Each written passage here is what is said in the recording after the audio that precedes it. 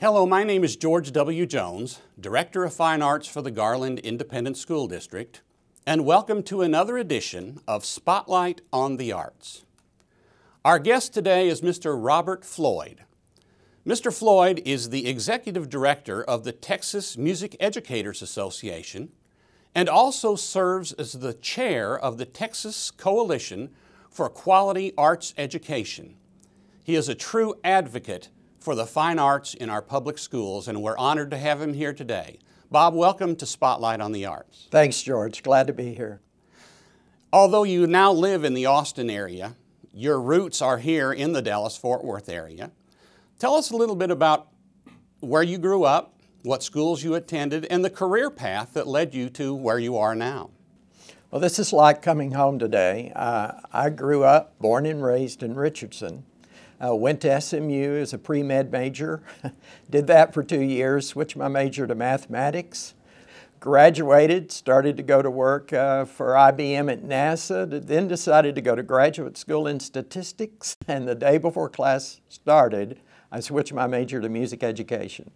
So in many ways, it was one of the most important decisions I ever made, and so I came back to Richardson and taught for 25 years instrumental music. The last 21 years at Berkner High School. I can remember many a morning being out in marching band rehearsal, and the winds were right, then the sounds of the North Garland band would head our way and our sounds would head back to them. But some great years of teaching, and it is nice to be back in this area. And you were telling us a little earlier, when you grew up in Richardson, how many people lived there? There were about 700. Speaks to my age, doesn't it? But I certainly have seen a lot of growth. My dad was on the school board in Richardson 23 years and had to deal with all the growth and selecting sites for building new facilities. And so I've seen a lot of change and a lot of wonderful years and memories of teaching in Richardson. And when you drive down 635, we see the Floyd Road exit. Is that any relation? You know, it is. Central Expressway in the early 50s cut through the Floyd farm, and so part of Texas Instruments sits on the old Floyd farm. So, and Floyd Road is indeed named for my family. So you certainly do have a rich history in the Dallas-Fort Worth area. I do, and lots of great memories, as I said. So as Executive Director of the Texas Music Educators Association, tell us a little bit about what your role is. Well, when I left teaching and went to TMEA, and this is beginning my 19th year, my learning curve went straight up, of course. Going from teaching in a classroom to managing an association has been a growth experience that continues still to this day. My responsibilities are primarily managing the association. I have 9 full-time employees in the office, very fortunate, and managing the association from a business perspective, but more importantly, driving our mission, which is to provide quality experiences in music and the arts in the schools of Texas.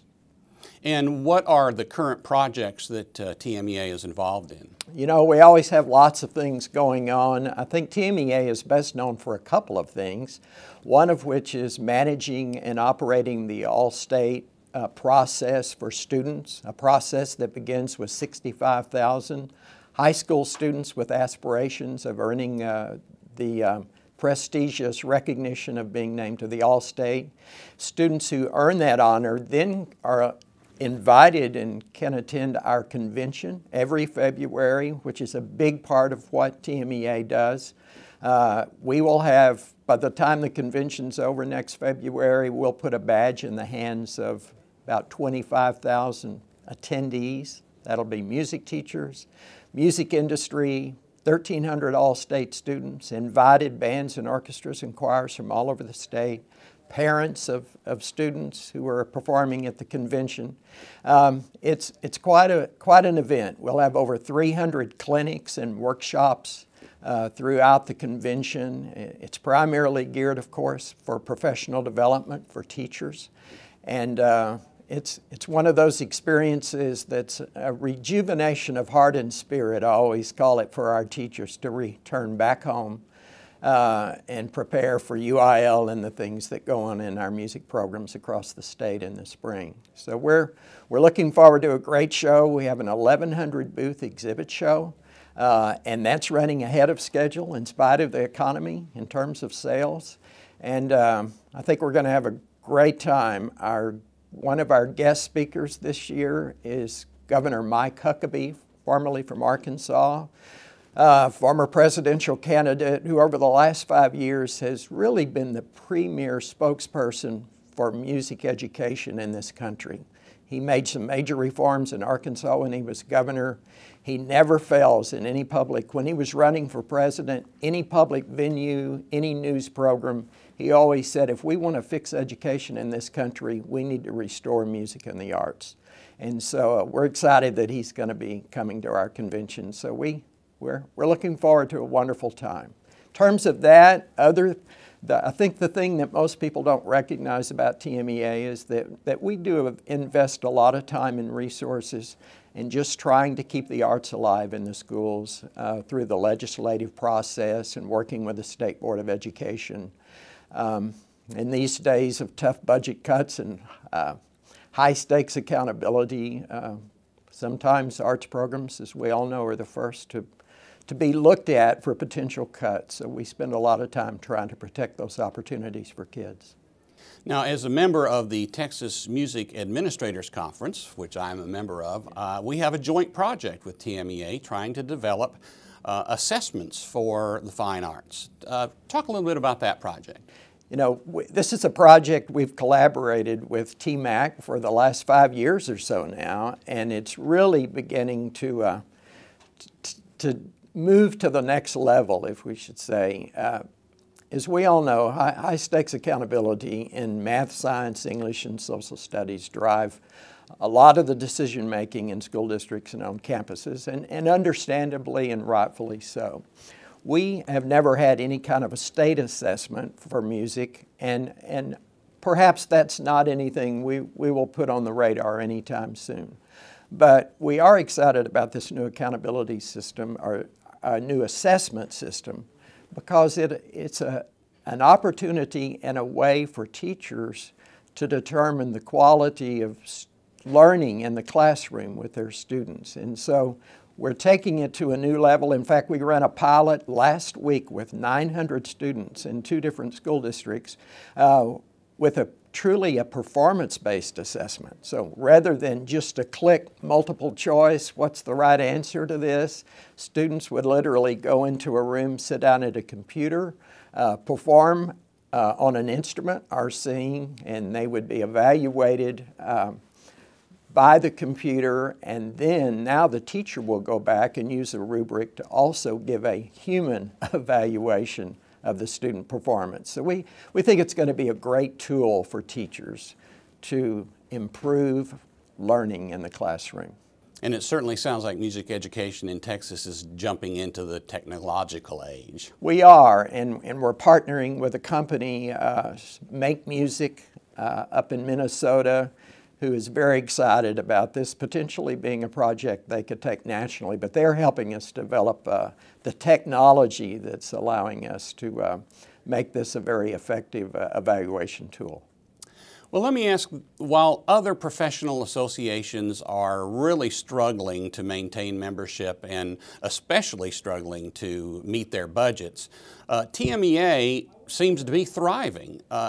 You had told me earlier that it's been 11 years since dues and since registration fees have gone up, and yet the association still seems to thrive. What's the secret between TMEA and these other struggling organizations? That's a great question, and a lot of our success has been driven. Our association was started in 1920, and its purpose has been, again, to serve music programs in our state throughout the years. And I think the one thing that makes us successful as a nonprofit is the effective teaching that our members do in the classroom. And the reputation our programs have built across the state that school districts are willing to invest the resources and protect those opportunities for kids. So while most nonprofit boards truly spend all of their board meetings trying to figure out how to pay the bills, we're very fortunate in that we can spend our time figuring out how to serve students and how to serve members. Certainly our convention is a major contributor to our financial stability. But I think more than anything, it's the fact that we are accomplishing our mission, and we attribute that to our teachers who are doing such a wonderful job in the classroom across the state. Anyone who has watched any of our Spotlight on the Arts show is very familiar with the Texas Coalition for Quality Arts Education, and especially the Go Arts project that is always in place during a legislative session. I mentioned in the introduction that you are chair of that organization, so can you tell us a little bit about what makes up the Texas Coalition? The Texas Coalition for Quality Arts Education was an organization we started, I think we're in our 16th year. And it's an organization made up of other arts education associations such as the theater, the dance, the visual arts organizations, but we also have membership by the PTA, TMTA, the music teachers, the keyboard, the piano teachers in the communities across the state. And again, the mission is similar to TMEA, that we try to collectively work as an umbrella organization to keep the arts alive in the schools. And we certainly are more active during the legislative session in terms of monitoring what is going on at the Capitol. We try to keep, or we do, I feel like, keep our members informed, and arts advocates across the state informed through a website, goarts.org, which you referenced. It's inactive right now, but as we begin to approach the next session in 2013, it's our vehicle to keep, again, arts advocates informed, and if we do need to trigger a response to a piece of legislation that may have some kind of negative impact on the arts, then we will use that as a way to communicate that. But also we want to drive a positive agenda too, not just a reactive, oh my gosh, we need to stop this piece of legislation, it's going to hurt the arts in the schools, but also use it proactively to build support for legislation that we may be moving through the process. Well, speaking of the Texas legislature, last spring they met and it was a very contentious session. It seems like bills that affected funding for education in general and fine arts education specifically changed literally by the hour. And I know that you were at the state capitol, had quite a presence there. Talk about your involvement as both the director of TMEA and on the Texas Coalition. What was your involvement in that legislative session? You know, I spent a lot of hours at the Capitol, certainly, again, trying to support our mission. This was a very difficult session, of course, as we all know, because of funding. And when we went into the session, really our mission was fairly simple. Our goal was to protect what we have that supports fine arts programs in current law. And the other message we worked hard to deliver is if there were going to be cuts, that there would not be disproportionate cuts in the arts as compared to other academic subjects. We certainly have to deal much of the time with the perception that the arts, well, they're not really academic, but certainly by law they are. And the good news, I will say, is that we came out of that session without any major changes in law that would negatively impact the arts. Local school districts certainly have had to make some very difficult decisions because of the funding issues. And if I could just add here that a person I have great admiration for at the Capitol is your superintendent, Dr. Caldwell. He's always a voice of reason. I've seen him sit on committees at the Capitol where he's sort of the E.F. Hutton. When he speaks, people listen, legislators included, because they recognize that he truly is someone that's not going to have a reactionary response to something, and he's always going to make decisions in the best interest of kids. And so you're very lucky to have him here in Garland, and he's a highly respected administrator in our state. Well, I certainly couldn't agree more. I have said publicly so many times how proud I am of our superintendent and our school board. Last spring, when other school districts around us were taking knee-jerk panic reactions, we took very much a wait and see. Let's not do anything until we know what we're dealing with. In your position, I'm sure that dealing with school districts of all sizes all across the state, you must have seen a wide variety of reactions. Overall, you've already mentioned this a little bit, but what's your assessment of how did the fine arts come out overall in the session? Well, overall, I would have to say that we came out very well. Back in April, when it was such an unknown about how deep the cuts would be in funding, and school districts were having to RIF employees, not knowing how much money they were going to have, there certainly were some very disappointing and heart-wrenching stories about teachers and programs being cut across the state.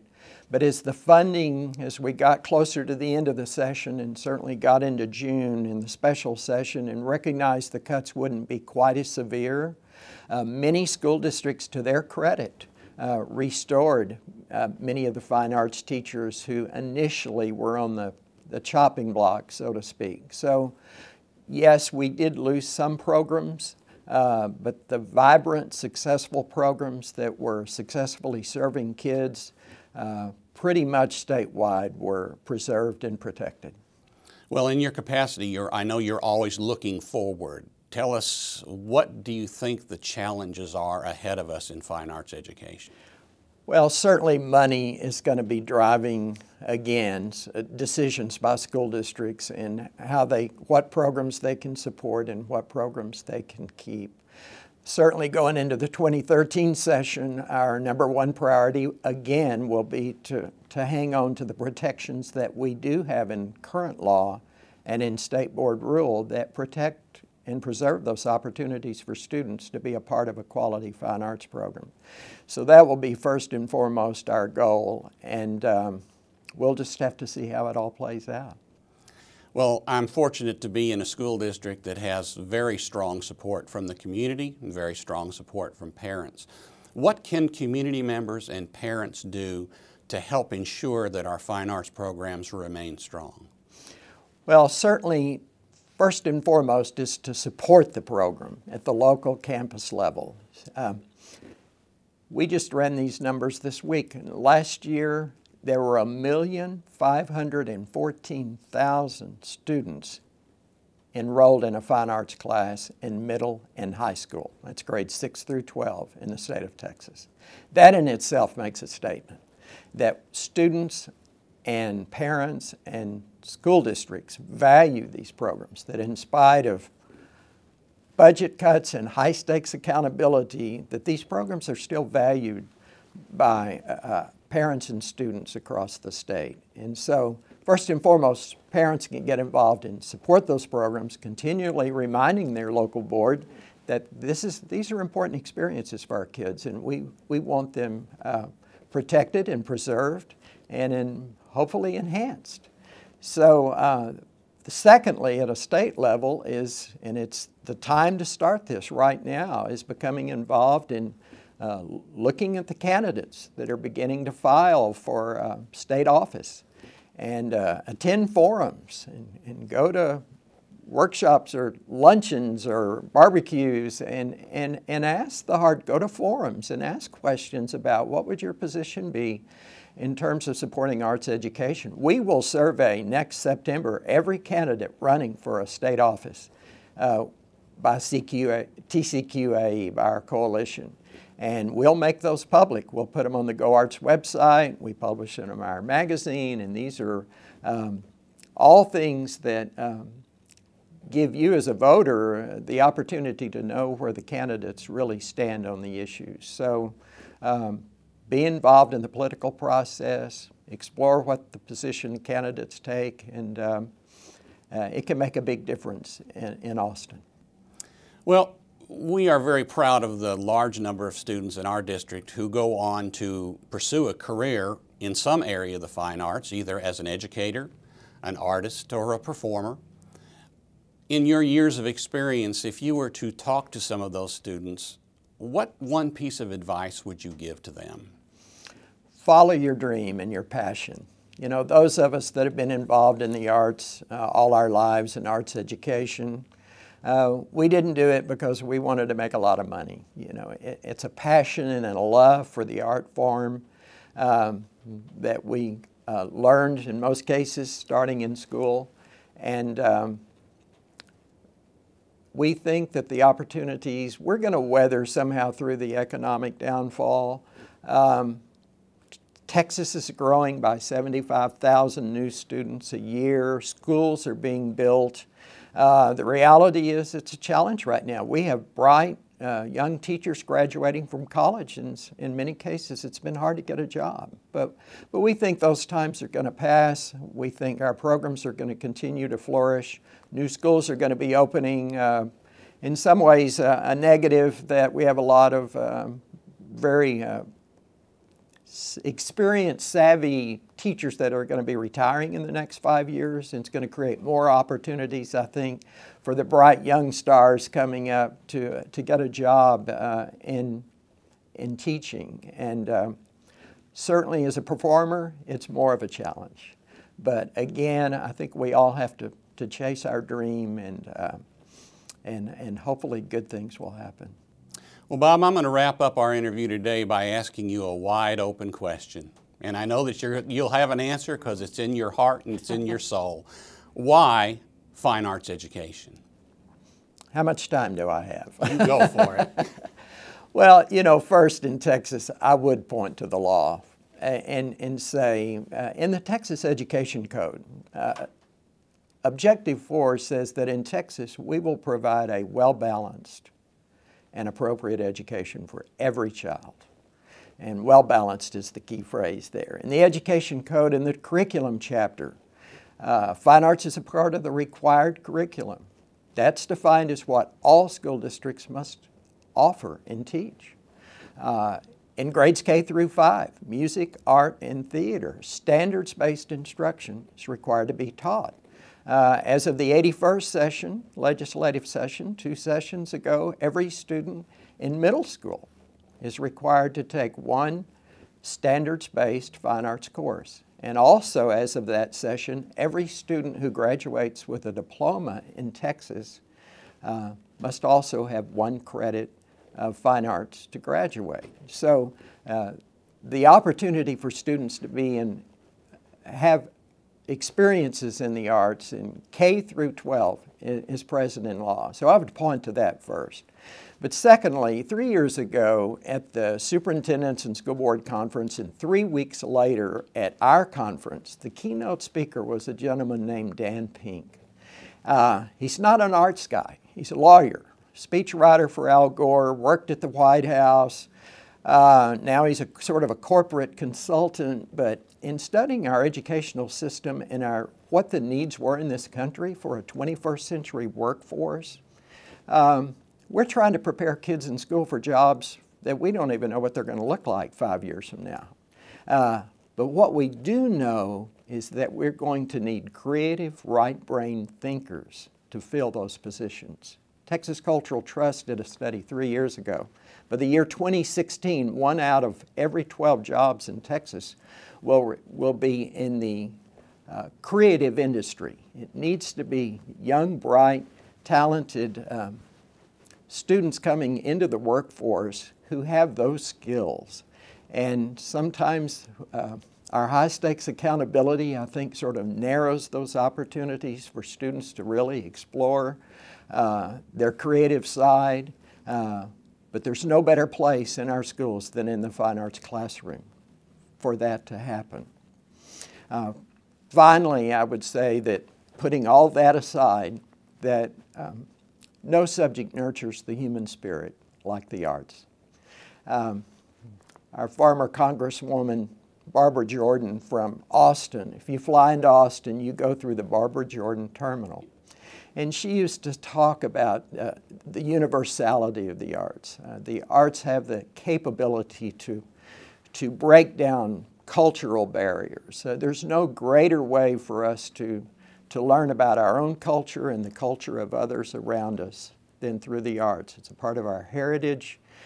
She talked about how the arts speak in many languages, and they have the capability to bring us all together. Think 9/11 and the healing from that. Where would that have been without the arts? So I think it's important, and I applaud our legislature for hanging in there, and certainly people like Dr. Colwell who recognize that we owe children in this state a well-balanced education. And that education, one of the cornerstones in that is in the fine arts. Well, Bob, I would be remiss if I didn't take an opportunity on behalf of fine arts teachers across this state, parents and students, to thank you for all the work that you put in, for the advocacy that you put in. Your time spent at the legislature really does make a difference. And I don't think it's an understatement to say that you are a hero to our fine arts education in Texas. And it has been an honor to have you here today, and I look forward to many, many more years of us working together. I appreciate it. Thank you for the kind words. Thank you for watching today. As always, I invite you to visit our website at www.garlandisd.net/fine arts. There you'll find a calendar with events and performances that are taking place across our school district. We're coming up to the holiday time, and if you'll visit that calendar, I think you'll be very impressed with the number and variety of programs that are being offered by our students and our teachers. I hope that you'll join us again next time when once again we shine our spotlight on the arts.